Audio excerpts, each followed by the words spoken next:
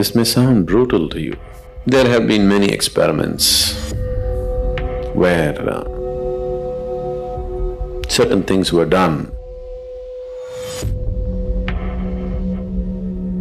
Those people came back again and again together.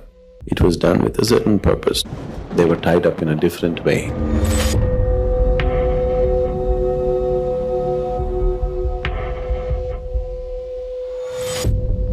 Namaskaram, Sadhguru. Is it possible to experience the energy of someone dear to us who is no more?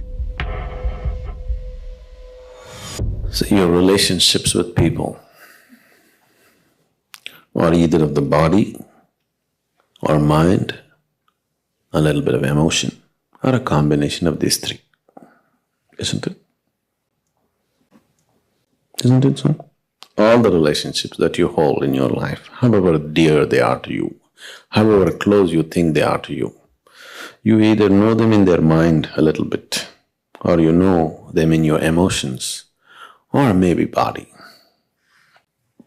So these are the only three ways you know this person. Yes? All those three things, he is left here and gone. So you have no business with him. You got nothing to do with him. People are always trying to talk to their grandfathers, mediums, this, that. And I know for a long time they've been advertising that when you die, you will go and meet your family up there in heaven. You know, the people have been saying this to you. This is the most horrible thing to tell people, is that when you die in heaven, your whole family is waiting for you to receive you there. That's the reason why people are doing all kinds of things to see that they don't go to heaven.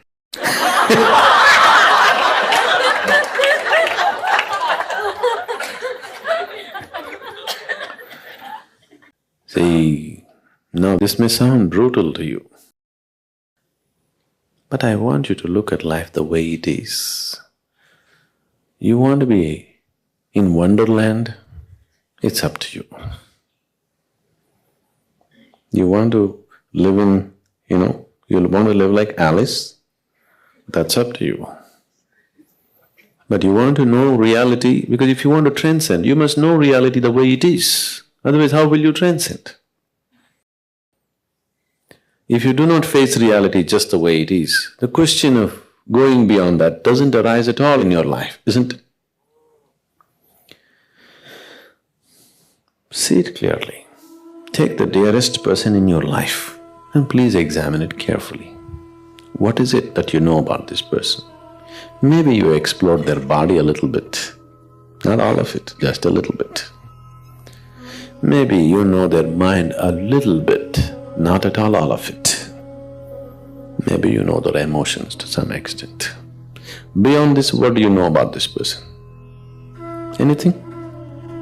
Nothing at all, isn't it? So that's how deep you're able to go with a person. Physical body, mind, emotion.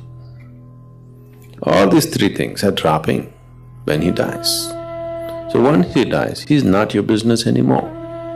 He's got nothing to do with you, nor does he wants to have anything to do with you. Only if the relationship has transcended the limitations of mind, emotion and body, only then those relationships are connected. There have been many experiments where certain things were done to see that two people came over again and again together, repeatedly. This was done with a certain purpose, not just for fancy, not for emotion. It was done with a certain purpose to fulfill certain things. So those people came back again and again together. But that was done and they were tied up in a different way, not on the emotional level or psychological or physical level, in a completely different way. Unless something else has been touched, you have nothing to do with this person once the body drops, because everything is just there. Conscious mind and the body drops means you lost contact with that person. See, Somebody gets Alzheimer's and he doesn't know who is his wife or his child or anything anymore. Isn't it just because the mind is gone? Isn't it so? The body has its own memory, it could recognize a little bit, but still not much. Just because the mind is gone, they don't even recognize you anymore, it's over. And with death, do you think they'll recognize you? Please look at it sincerely, rather than just fooling yourself. So, your involvement with people is just this much: physical, mental, emotional. Those things have no relevance once somebody has left his body. So your business with them is over. You know, Jesus said, leave the dead to the dead. Looks absolutely brutal and arrogant, isn't it? Somebody says, my father is dead, I want to bury him and come. The man says, leave the dead to the dead. Does he look like the gentle person that you're talking about? Does he look like that? See, now you just lost your father. You go and ask with great emotion, Master, I want to bury my father and come. Just leave the dead to the dead, you come with me. This doesn't look like a gentle human being, isn't it? But somebody who's in touch with reality.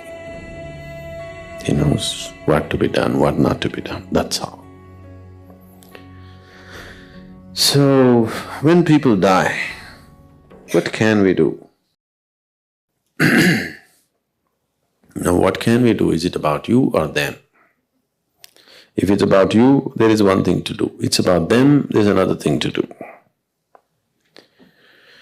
We can do something for them also within a certain span of time if they have died in a particular way. About yourself, when somebody is gone, somebody who's very dear to you is gone, naturally this happens to you, but people take it to the extreme. When somebody dear to you dies, whatever the tender moments that you have known with that person come back to you and feel, oh, how it was. Otherwise, some moments come back and say, oh, I should have done this, but I treated him like this, I deceived him, I did this, I did that, you know. No, somebody is dead. When somebody is dead, if you can enhance your life with this death, that's beautiful.